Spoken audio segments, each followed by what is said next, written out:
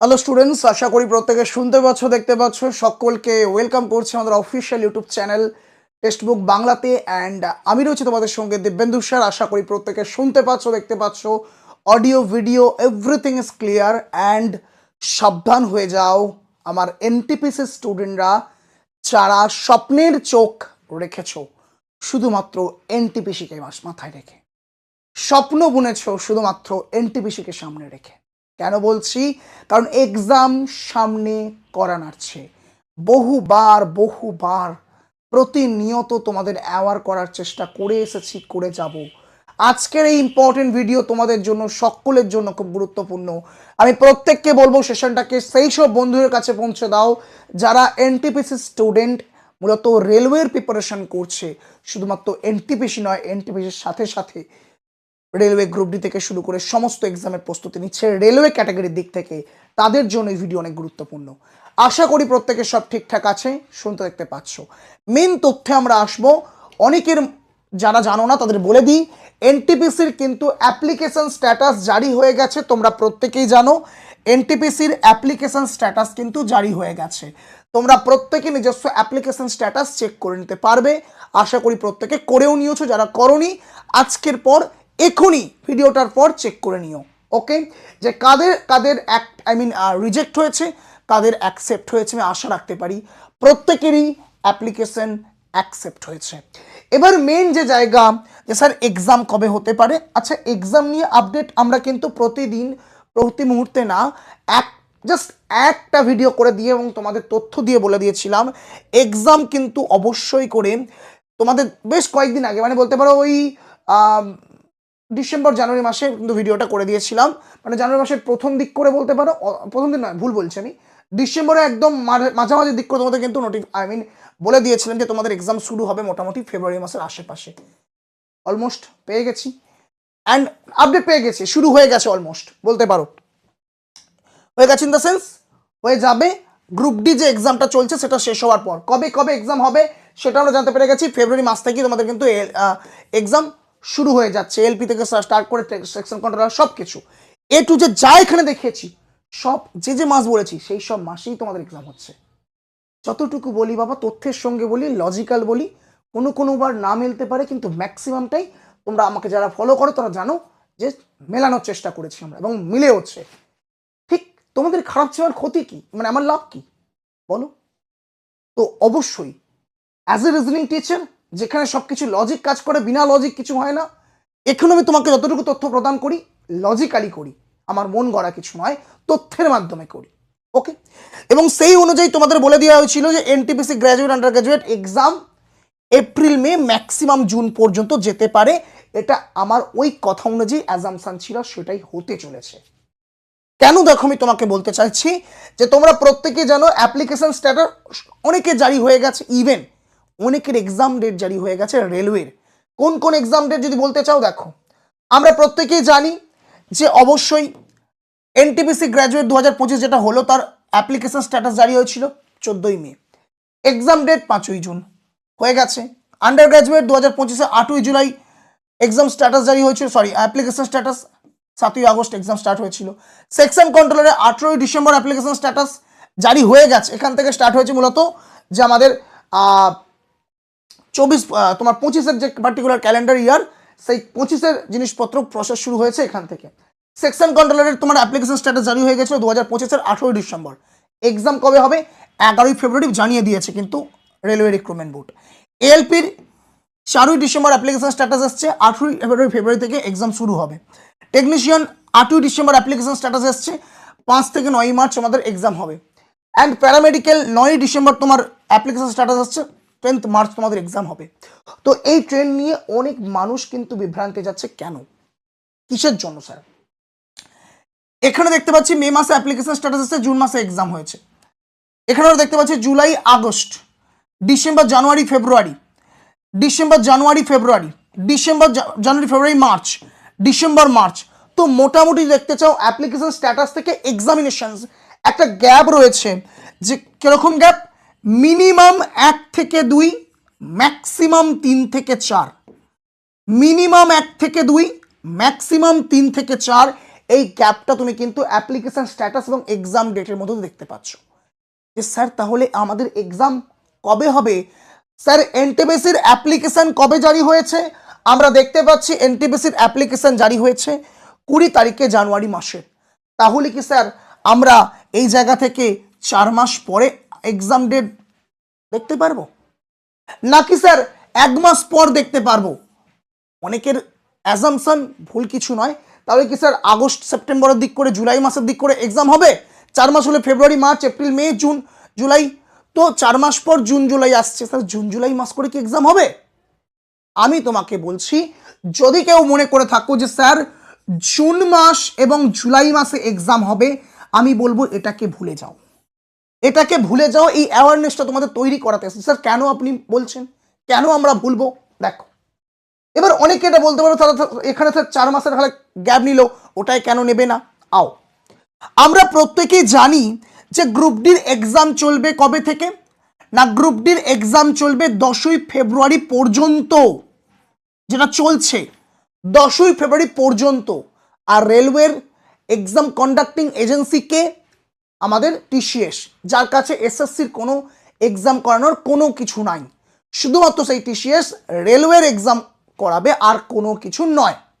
তো টিসিএস এর হাতে রেলওয়ে ছাড়া কিচ্ছু নাই। রেলওয়ে কি করলো না, 10ই ফেব্রুয়ারি এক্সাম শেষ হওয়ার পর, ওটা কিসের এক্সাম? Group D exam. একদিনও রেলওয়ে গ্যাপ নিল না, 11ই ফেব্রুয়ারি থেকে তোমাদের কিন্তু এক্সাম স্টার্ট করে দিল। কথার তা অবশ্যই করে 25-এর যে এক্সাম ক্যালেন্ডার রেলওয়ে বার করেছিল, সেই এক্সাম ক্যালেন্ডারের প্রসেস শুরু করে দিয়েছে। কবে দেবে না, 10ই ফেব্রুয়ারি তোমার রেলওয়ে শেষ হয়ে গেলে 11ই ফেব্রুয়ারি থেকে।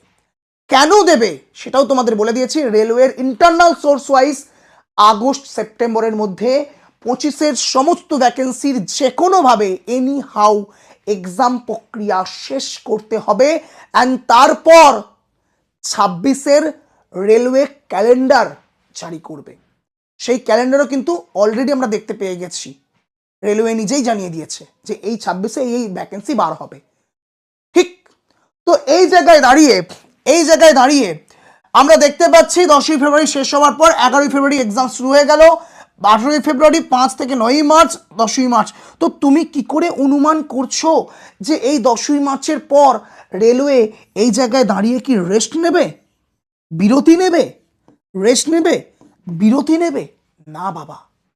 এরপর আর বেঁচে রইল কেবল আর কেবল গ্রুপ ডি, কেবল আর কেবল এনটিপিসি আর গ্রুপ ডি। তো যে কোনোভাবে তুমি মেনে নাও যে 10ই মার্চ শেষ হয়ে গেলে মার্চ মাসে তুমি ছেড়েও দাও, এপ্রিল মে মাসে এক্সাম তোমার কনফার্ম।